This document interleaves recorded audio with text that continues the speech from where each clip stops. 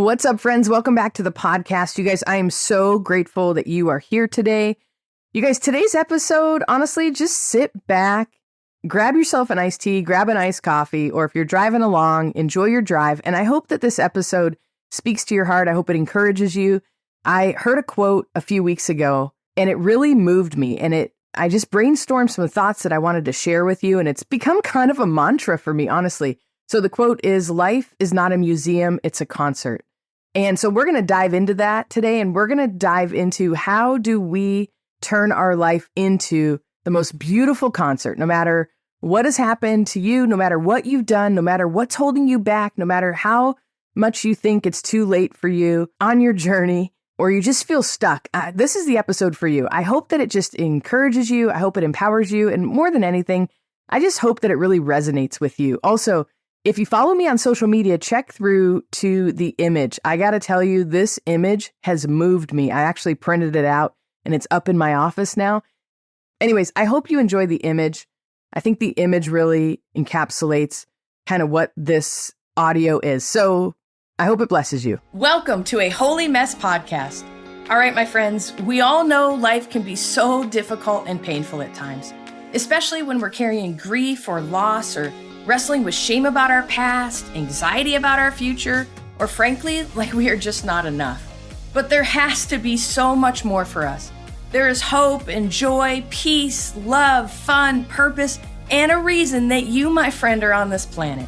Let's partner with God so you can be who He created you to be as you wrestle through and trudge through your mess. Hi, I'm Dani, a recovering alcoholic, a mom, a wife, a mentor, and dust. We are only here for a moment. Let's live like it. I'm just like you. I'm a holy mess most days. Actually, every day. Let's have some fun and laugh while trudging through our mess. This stuff doesn't need to be dry and boring. Let's dig in. All right, you guys. So this concept of life is not a museum, it's a concert. Let me explain it first. Let me unwrap it a little bit so you can understand where I'm coming from. And then I hope at the end with a few takeaways that you're actually encouraged and that this visualization, this story, these concepts, this metaphor, that it can stick with you and that it can encourage you when you're struggling or when you feel like your life isn't mattering quite as much as you want it to, or when you feel stuck or when you feel like it's too late. Like, I hope that this whole metaphor, this story, this time together really blesses you. So, like I said, the quote that inspired this is, "Life is not a museum, it's a concert." I know for me, so much of my life, I treated it like it was a museum. And let me explain what I mean. If you've ever been to a museum, when you walk in, you got to be kind of quiet. You got to tiptoe around. You got to make sure not to touch certain aspects of it. And honestly, it's a little bit cold. I think most of the museums I've been to have been really cold. And so I was thinking about how for so much of my life, I treated my life like a museum. There were issues, there were things, there were stories that I wish weren't a part of my life, but that I didn't talk about. I tiptoed around them. And if you're anything like me, you feel like some parts of your life are on display, and some parts of your life that you wouldn't really want on display are on display, or at least we feel like they're on display. Whether they really are or not, who knows? But that's how I felt so much of my life. You know, and like being in a museum, we have to be quiet, right? And we're told as kids to be quiet and not talk about different aspects of life. And I'm not throwing any shade on our parents or anything like that. It was a generational thing to not talk about some of the dysfunction, or not talk about some of the pains, or not talk about some of the sorrows, or even some of us were almost gaslit into thinking that certain things didn't happen because our parents or grandparents just told us not to talk about it. And just, if we don't talk about it, everybody will forget. Well, the reality is we didn't forget. We just never dealt with the stuff. And so that is why some of us are just so locked up, feeling stuck or in dysfunctional ways. And I don't know about you, but when I think about a museum, I sense this like heaviness. I sense this like seriousness, right? Where when I think about a concert, I think more about fun. I mean, the last few years, my daughter, Kenzie, who's a senior this year, she and I have gone to some concerts together. We've gone to see Harry Styles a couple times. We've gone to see some other concerts, and they've been so fun and just amazing. Gary and I, my husband, we went and saw Need to Breathe locally last year, and it was just such a fun concert. It was an amphitheater. It was outside. Everybody was into it. And it was just beautiful. It was a really wonderful experience. And so I want to continue to dive into the kind of the contrast between a museum and a concert. And then I want to correlate it to our lives. And then I want to kind of give us permission to turn our lives into a concert instead of a sterile museum. And I don't know about you, but when I think about museums, some of them are beautiful and historic. And a couple of years ago, when Gary and I were in France, we went to the Louvre in France. And oh my gosh, it's ginormous. I don't think we went through a tenth of the Louvre. I mean, it was just huge. And it was honestly an amazing experience. But still, it felt a little austere. It felt a little stuffy. It felt a little cold. I mean, it was beautiful. Don't get me wrong. There were beautiful aspects of it, but it just felt like it was going on and on and on. And I think we spent a whole day there, and I think some of us, that's what our life feels like. Like it just goes on and on. Like we're in this cold museum, and all we're doing is like, we're looking at the shame from our life and it's on display. We're looking at the regret from our life and it's on display. We're looking at the grief from our life and it's on display. And sometimes it's just hard and it just feels like forever. And sometimes we're like little kids and we're like, when is this over? Like, when is the ride over? I'll never forget when we went to the Louvre and we went to see the Mona Lisa. First of all, there were a zillion people in line. Okay. And I don't know about you, but I don't know if I missed this lesson in school, but I thought the Mona Lisa was this huge, ginormous painting. And when we got to the front of the line, I was like, are you joking me? Like, it looks like a postage stamp. It is not a huge painting at all. Gary and I actually took a picture with it, and it's tiny. Anyways, that's a whole little side note.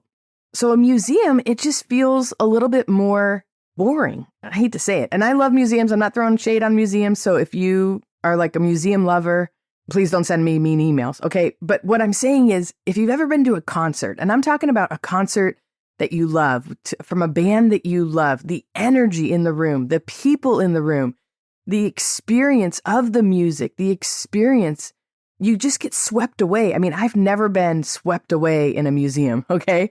I've been swept away in a concert, and it's just such a powerful time. Now, listen, I know museums are predictable. There's maps to them.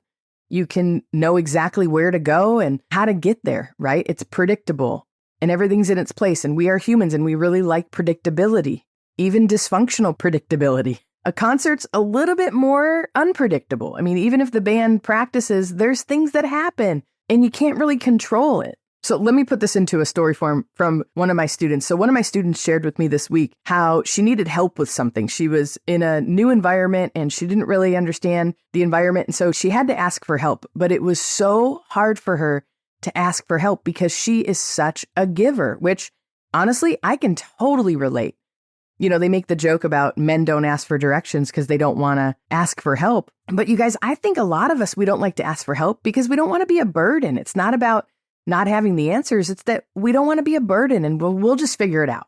We're of the mindset of like, we'll just figure it out, right? Also, maybe when we were kids, when we asked for help, there was like a scorecard. If I asked, for help from someone, I knew that I owed them and I didn't know if I wanted to pay that bill. So it's almost like I'd rather just not even ask for help and have to deal with that. So my student was talking about this week, and it really reminded me how so many of us are so driven by these underlying beliefs. And honestly, these underlying beliefs are kind of inhibiting us from living life to the full and enjoying and being vulnerable and asking for help when we need to, because we're almost held hostage in some of these beliefs.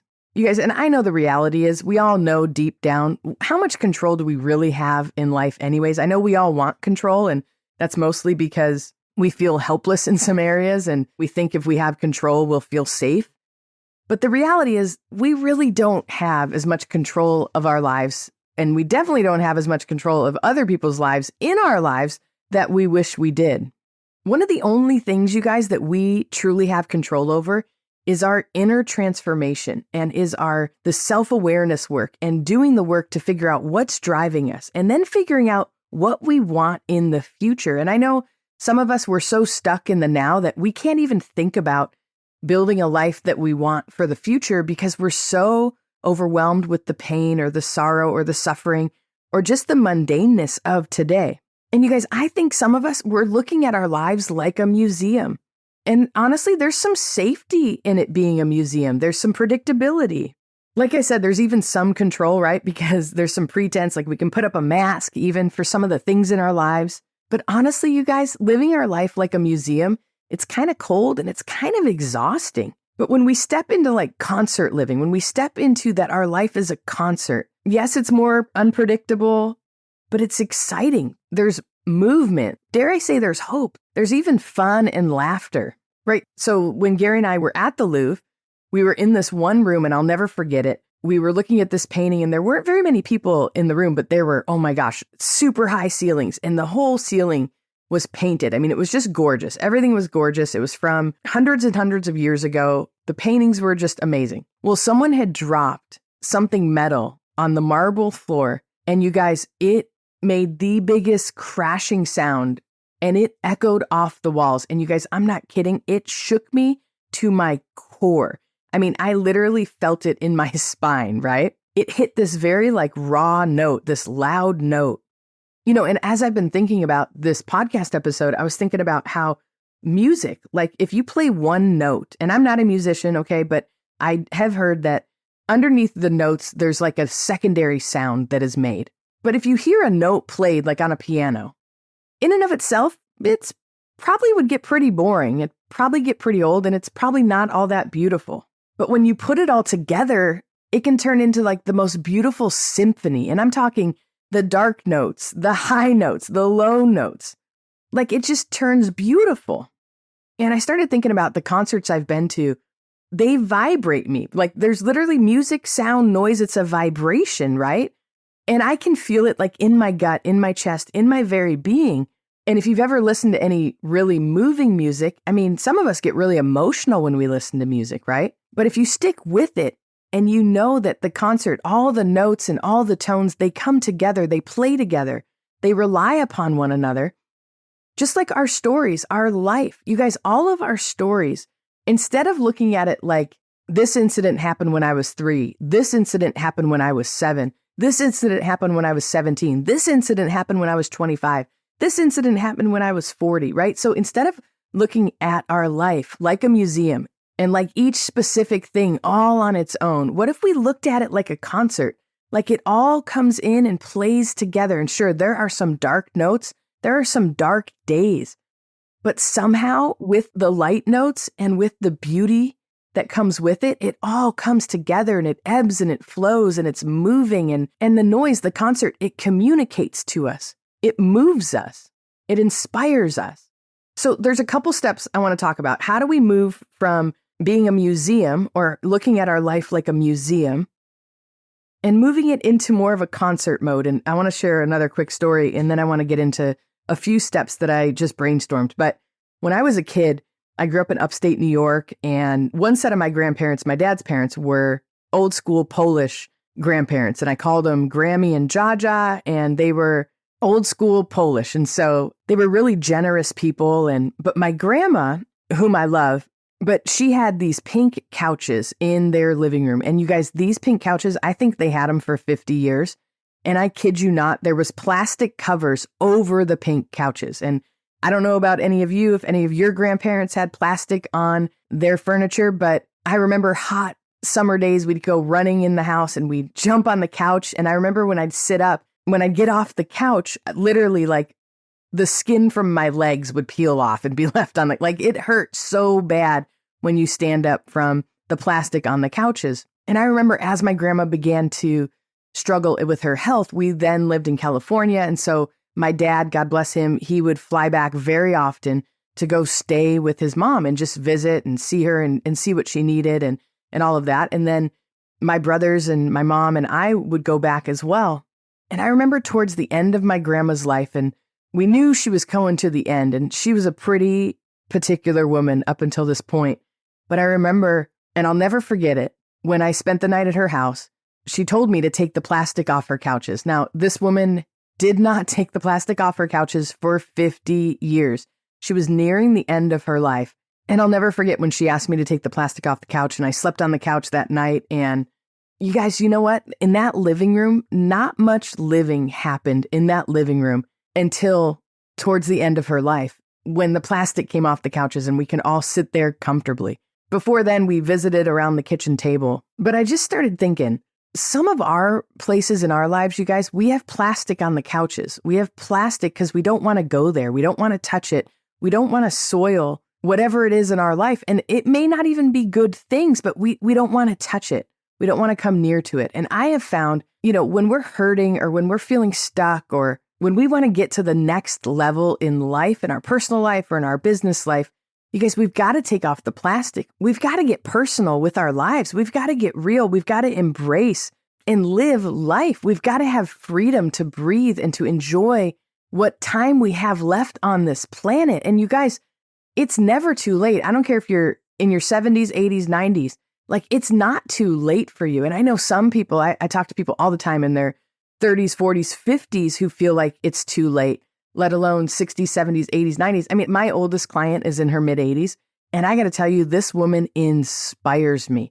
She didn't have the easiest of life, and she really only started living the last several years. And it's so fun. I mean, I'm telling you, I should be her client. She teaches me so much about life. So here's a few steps. How do we step out of living cold and stuck and daunting lives and step more into the concert, into the fun, into the taking action over our lives, like getting our agency back for our lives? And you guys, some of us have been so victimized, and I'm not minimizing what has been done to you, but you guys, the sooner that we can deal with those issues and then learn the lessons that we need to learn from them, deal with them, and then kind of use that suffering almost as like our superpower and step into more of who we are. And yes, these things affected us, but I don't think we were created to live miserable. Now, listen, I know some of us struggle with depression and anxiety and trauma, and I deal with all those things every single day. And I'm still working through a lot of inner healing from trauma that have happened in my life. And I still lean towards melancholy and even sometimes depression and different things. But you guys, I think one of the number one steps and ways to kind of get our agency back and to step in the fullness of life is to admit to ourselves again that life's about progress, not perfection. So many of us are hung up and needing to be perfect. And so many of us are closeted perfectionists. I'm totally a perfectionist, and I'm more and more embracing the imperfection of life. Brene Brown, who's phenomenal, she talks about the gift of imperfection and remembering and embracing that we don't need to be perfect. And along those same lines, I think one of the next steps is permission to not have it all figured out. So many of us want it all figured out. We want our kids' lives figured out. We want our businesses figured out. We want our futures figured out. We even want our pasts figured out. We can't even figure out our past because some of the stuff in our history just doesn't make sense. Some of the things are just so painful. And grief, if you're grieving anything at all, it's hard to figure these things out. So we have permission to not have it all figured out. Along those same lines, we have permission to not have to hold it all together all the time. You guys, we don't have to hold ourselves together all the time. We can lose it, and it's okay. It's okay to be frustrated. It's okay to not be okay and to breathe into that and to know that just because you feel like you're not okay, that doesn't mean that God has left you. It doesn't mean you're forsaken. It just means you're suffering. It means that there's a hard thing going on, and that's okay. I think one of the next steps is it's okay not to judge ourselves for being ourselves. Let me say that again. It's okay not to judge yourself for being you. So many of us judge ourselves for our imperfections. We judge ourselves for the things that we've done. We judge ourselves for the things that we haven't done. I mean, we're professional judgers. Trust me, I know. And it's okay to take a breath and not judge yourself. It's okay to be human. It's okay to not be perfect. It's okay to have flaws. And you guys, it's even okay to laugh at ourselves. In fact, I think when we can get to the point of laughing at ourselves for being ourselves, different things. I mean, you guys all know I talk about it pretty openly about my anxiety, and I have different panicky moments, and I'm a germ freak at times, and all of this stuff. I laugh at myself now. I went to lunch with some friends a couple weeks ago, and we went to a Mexican restaurant, and I literally blew on my chips because I didn't want everybody to eat my chips. I wanted my own little basket of chips, my own little idiosyncrasy. And the Mexican restaurant was so gracious and gave us all our own baskets of chips, but it's okay. Years ago, I probably wouldn't have even eaten chips because I would have been too nervous about the germs, right? But now it's okay just to laugh and say, I want my own basket of chips. I'm advocating for myself. I guess the biggest takeaway that I want to leave you with today is that if you have some dark moments or some painful situations going on in your life, if you could begin to shift your thinking into more of an active, like this is part of my story, this is going to be part of the symphony or the concert that's going to make my life beautiful at the end. You guys, if we can begin to step into that, I think we're going to have so much more freedom, and we're definitely going to have more fun in life if we can look at our lives like a concert and not like a sterile museum. And you guys, let me tell you, only you and the Lord knows truly your deepest pains and your deepest sorrows and your deepest longings and your deepest loneliness and all of those things. But you guys, that plays a part in your concert. That plays a part of what makes your beautiful music. And let me tell you, the world needs you. The world needs your concert. The world needs you playing your song. The world needs you. I think as we begin to loosen up a little bit and to get more comfortable and to kind of go with the flow a little bit more with our life, and as we deal with our stuff, and you guys, I think that's how joy comes. I think that's how peace comes. I think that's how even our purpose and meaning on this planet come. I don't think we have to have everything all curated and fixed and figured out and everything in order and everything perfect for God to even use us in this life. And he uses it all. He uses the dark notes, the hard notes, the beautiful notes, the high notes. He uses it all. All we have to do is be willing to step in and to lean into it. And you guys, if there's one other thing I can just say to you is your life's not over. Like, there is so much more for you on this planet. I don't care what you've done. I don't care what you're holding against yourself. I mean, I do care. I care about you. I care how deeply these places hold you. But I just want you to know there's more for you. I love you. I hope this episode encouraged you. This whole concept of living our lives as a concert and not a museum has really, really inspired me. And I hope it inspires you too. Let me say a quick prayer for you. Lord, I thank you that we are not defined by any one thing in our life. God, I thank you that we are not defined by any 10 things in our life, Father. Lord, I thank you for the gift of learning to live our life like a concert and to allow you to be the music maker. God, would you bless my friends? Would you protect them? Would you watch over them, Father, and encourage them this holiday season? In Jesus' name, amen. Hello, my friend. If this episode blessed you, made you laugh, or triggered you, hey, that's growth. Please do me a favor and share this with a friend. And if you feel led, please leave a written review for the show. That really helps us out. Don't forget, you are in good company if you're feeling more broken than you'd like to admit. And you are more loved than you can ever imagine. Have a great week. See you next time.